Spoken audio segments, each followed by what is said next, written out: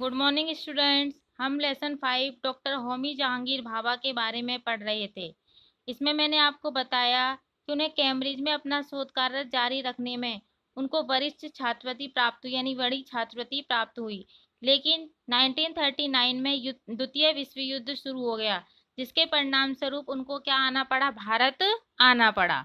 उन्होंने बंगलौर में नोबेल पुरस्कार विजेता प्रसिद्ध भौतिकीविद सीवी रमन के मार्गदर्शन में इंडियन इंस्टीट्यूट ऑफ साइंस के भौतिकी विज्ञान में रीडर के पद पर कार्य किया। किसके पद पर? रीडर के पद पर कार्य किया।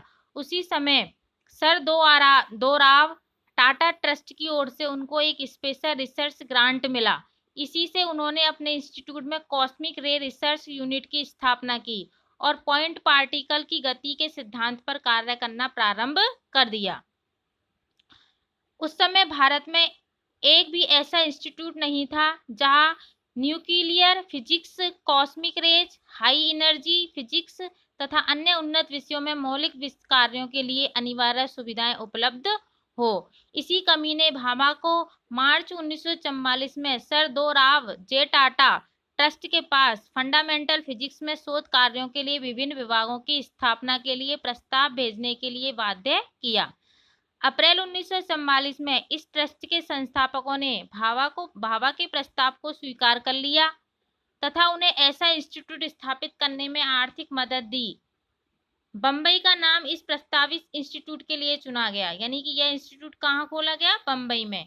इस काम में बम्बई सरकार ने भी संयुक्त संस्थापक की भूमिका निभाई, यानी बम्बई सरकार ने भी उनकी खूब हेल्प की।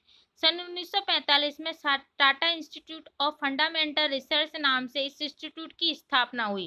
तरह 1948 में परमाणु ऊर्जा आयोग का गठन किया गया, जिसके प्रथम अध्यक्ष किसको बनाया गया? भाभा को बनाया गया।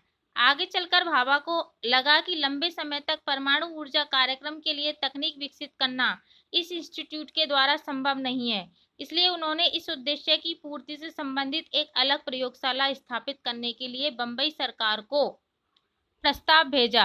बम्बई सरकार ने इस प्रयोगशाला के लिए टॉम्बे में 1200 एकड़ भूमि अधिग्रहित की, मतलब उनको प्रदान की। आगे चल करके 1954 ईस्वी में एटॉमिक एनर्जी एस्टेब्लिशमेंट ट्रॉम्बे ने कार्य करना शुरू कर दिया। उसी साल परमाणु ऊर्जा विभाग की क्या हो गई? स्थापना की गई। सन 1950 में भाभा ने अंतर्राष्ट्रीय परमाणु ऊर्जा फोरम में भारत का प्रतिनिधित्व किया तथा 1955 में स्विट्जरलैंड के जेनेवा में परमाणु ऊर्जा के शांतिपूर्ण उपयोग पर संयुक्त राष्ट्र संघ कॉन्फ्रेंस की भी क्या की? अध्यक्षता की। 24 जनवरी 1966 ईस्वी को एक विमान हादसे में माउंट ब्लैक यानी फ्रांस में उनका क्या हो गया? निधन हो गया, यानी मृत्यु हो गई एक विमान हादसे में। उस समय वे ऑस्ट्रिया के वियना में आयोजित अंतर्राष्ट्रीय परमाणु ऊर्जा एजेंसी की वैज्ञानिक सलाहकार समिति की बैठक में क्या लेने जा रहे थे? भाग लेने जा रहे थे। उनके निधन के बाद ट्रॉम्बे के परमाणु ऊर्जा केंद्र का नाम भाभा के सम्मान में भाभा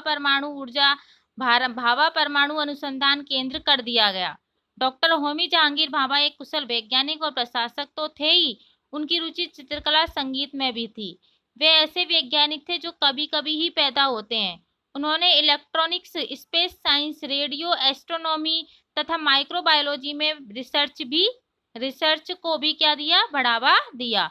बेटा ये आपका चैप्टर आज कंप्लीट होता है। इससे संबंधित जो क्वेश्चन आंसर है वो मैं अगले उसमें कराऊंगी बेटा।